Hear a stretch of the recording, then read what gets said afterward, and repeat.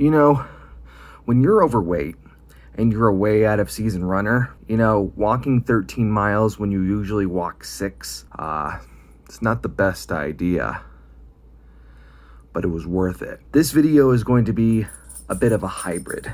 Because I'm someone who gives a damn, because I'm tired of the police killing innocent black people, because I want to see the end of systemic racism, I was in downtown Colorado Springs yesterday afternoon for the town's 8th day of Black Lives Matter protests. Because I also commentate about video games, game design, and the games industry, I have plenty to say about city building games and how they should be built to better reflect, reality. Trust me, even if you don't play video games, I'm gonna make this work.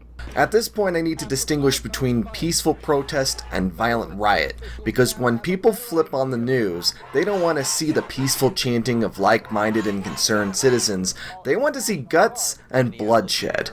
They want to see police tear-gassing protesters, and the mainstream media knows this, so they hype it up and play it often to get better ad rates. When it comes to city building games, citizen protest is little more than an abstraction, a knockdown on your mayoral approval rating, rather than something that materializes in the game. Playing a mayor in SimCity 2000 way back in 1993, there were rare instances when your approval rating was in the toilet and services were unavailable to your sim citizens that riots would appear. They were tile-sized crowds with signs stomping around on your roads, stopping traffic, and inevitably setting things on fire. In response, you deploy your police and firefighters to dispatch the rioters and the fires respectively. But then you'd obviously try to fix whatever systemic issue you actually had, whether it was zoning, or not enough parks, or whatever. I obviously let it get out of hand here. 20 years later in SimCity 2013, protesters can gather around City Hall, but they don't disrupt anything as they get bigger.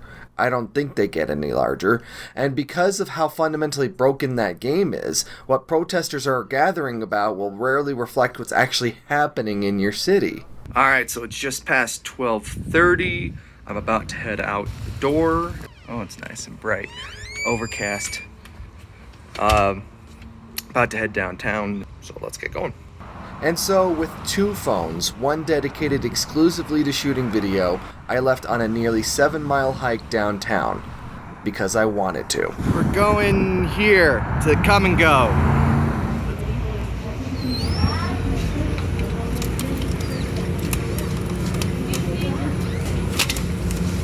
I like separated sidewalks because they keep you away from traffic, but then this happens. That right there is a big-ass dandelion. Wow, that one's not as big, but that one is. Pikes Peak, yo. Beautiful. Stop. Public transportation is vital for economic mobility. Colorado Springs' public transportation is underfunded and underserves our most vulnerable neighbors who need it most. Mayor Suthers and City Council get the hell on this. But also, I got them patriotic M&Ms. Those tall buildings on the horizon there, that's our destination. That's like 5-6 miles still. Getting there. So the further south I go, the more it alternates between overcast with sprinkles and bright sunshine. And I hope it keeps this up. I hope it rains more. I hope it keeps cool, because for Colorado Springs, it's been pretty hot. I hope it stays cool. Gonna be outdoors most of the day, so that'd be great. Were you a fan of those missions in Grand Theft Auto 5? Well, here's your shot. We're almost downtown now. We're actually in the old north end, getting real close. These homes were built in like the 20s and 30s and stuff like that. Definitely stuff like that. So, getting there, almost there. The statue of General Palmer, the founder of our great city. Nobody likes this statue. Acacia Park. It's got this thing, and that thing, and that thing. But most importantly, it has bathrooms. And that's great. So I had RSVP'd to an event that was supposed to be happening at the Colorado Springs Administration Building, aka the Mayor's office, at 4 p.m. Except this is 3:43, about 18 minutes ahead of the event scheduled, and I don't see a single person here. Instead, I walked up the 2 blocks to City Hall, where there was definitely a crowd. On this 8th day of protests, this had become the gathering spot, basically the hub. The place was organized well with a medic tent, food and water for hundreds, sandwiches, hot dogs, and burgers for those who wanted them. My phone couldn't pick up what the speakers were saying through their tiny little megaphone, but they explained that they were finally getting time to sit down with Mayor John Suthers and Police Chief Vince Niski, both of whom have been nearly silent and hands-off through a week of protests and several unfortunate tear gassings and the use of rubber bullets against protesters. The mayor and police chief serve the people, not the other way around. With that said, we began our first march. I stopped for a moment at the monument they had erected for Breonna Taylor, the essential worker shot and killed by police who entered her home on a no-knock warrant on suspicion of peddling drugs, which they didn't find because there weren't any. She would have turned 27 the day before.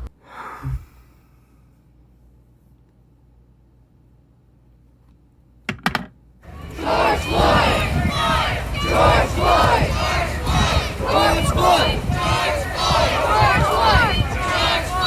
George Floyd! George Floyd! George Floyd! George Floyd! Breonna Taylor! Breonna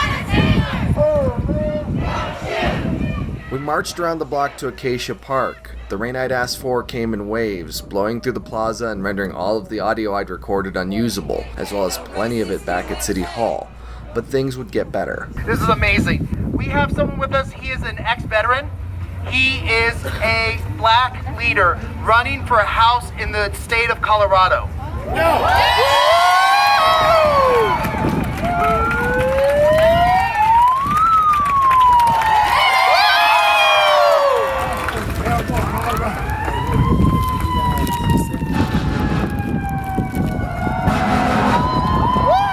Before he takes over. That is what we're talking about. That's the fire department. They roll it. You folks need to educate yourselves, become aware of what's going on around you. And don't believe what you see in the media. So all I want to say is keep doing what you're doing. Don't let nobody turn you around, because it's going to be all right.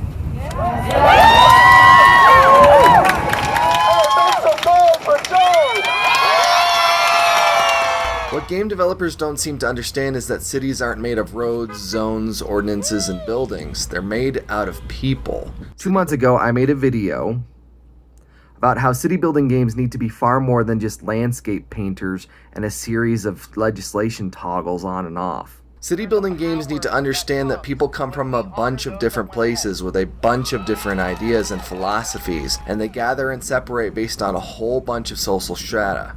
There isn't a city builder out there that simulates how something like that would affect the operation of, say, your virtual police department. Imagine your virtual citizens were ending up in hospitals by the truckload because police were targeting them based on the color of their skin, their religion, or their country of origin. You'd want to do something about that, right? You'd be seeing massive crowds in your downtown core disrupting things out of civil protest if you didn't. To that end, I didn't see a single police officer while I was among the crowd, and there was a soft understanding from the organizers that, after a few insightful evenings, if we didn't bother the police, they wouldn't bother us. Managing these clashing and dovetailing ideologies that flow through our streets and homes is a fundamental task in managing a city. Thank you. So we just broke for a few minutes, went to use the restroom, and we're about to start a big old march through town. The second march began in silence, a 9-minute tribute to George Floyd.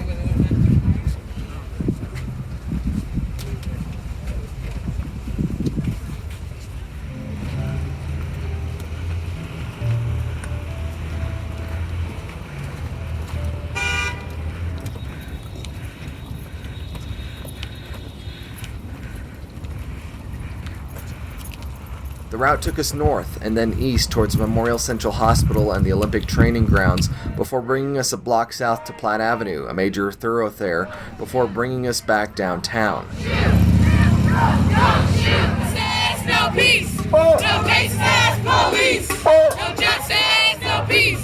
No racist ass police. No peace. No racist ass police. Hey, y'all better cheer for everybody the same way that y'all cheer for me.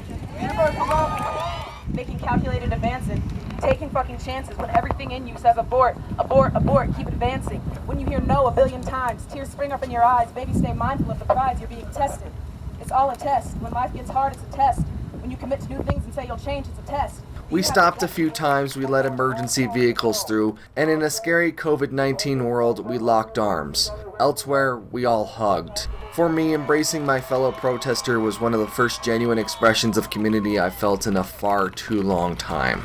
Being in a crowd like this is exhilarating, and there was a kineticism among us all as we called and responded to chants, as we bumped into each other often, apologizing even more often, as we shared communal ideas, peace, and justice while advocating for change outside the scale of any one of us individually. So I was watching my good pal Rain 101 on Twitch, and he was down at the protests for a few days, and he was showing off that they were letting people from the crowd come up and speak. And the night before the protests, I wrote out what I wanted to say, and I spent hours in bed just kind of twisting and turning, reciting over and over in my head what I was going to say when I came up on the dais. And I didn't get an opportunity to. That's fine, because this is my opportunity to say that. And what I want to say is that I love Colorado Springs. I love this town. And like so many Colorado Springs residents, I'm not a native. And like a lot of non-natives, I was a military brat. And like a lot of military brats, I grew up in a white Christian conservative household. And like a lot of those households, even though I had black friends in school, even though later as an adult I had black coworkers, black colleagues, black bosses, I didn't understand the plight of black people, because it may as well have been happening on Mars. It's not even that I didn't know about the plight of black people and the struggles they face every day in society. It's that I didn't even try to know. I haven't been a good ally, and I will never fully know because of the color of my skin, because of my privilege. And even though my journey towards acceptance and empathy didn't start this rally, it didn't stop when I left, I know that I have a long way to go. And I can only hope I'm doing enough to start making up for lost time, because, yeah, I mean, all lives do matter, but black lives matter. We need to unite as one and say no. We're not going to stop protesting until the person next to you, the person behind you, the person in front of you. Every single person has their voice heard, and they get what they want. Please let them know where we are coming from as mothers, as products of life. Please let them know, because we are hurting. It hurts our heart to understand and to see that our children, our brothers, our sisters are being murdered in these streets. Yes, women, please speak. Yes, women! There was an energy there in the crowd on this 76th anniversary of the D-Day invasion that couldn't be matched by any marathon, concert, or sporting event. No, showing up to a couple rallies for half an hour here and an hour there doesn't mean anything. You need to take action. You need to vote. You need to get on your local ballot. Being in this crowd was exhilarating, because that's what living in a city is really about. Stepping out into the open, not just to satisfy yourself, but to be part of the change that makes the place you live in better for all of your neighbors. That's even if the color of your neighbor's skin is different, even if their age is different, even if their gender is different, even if their job is different, even if their political affiliation is different, even if they have disabilities, even if their faith is different. You step out and you march for your city and all of your neighbors, because one day they'll be marching for you.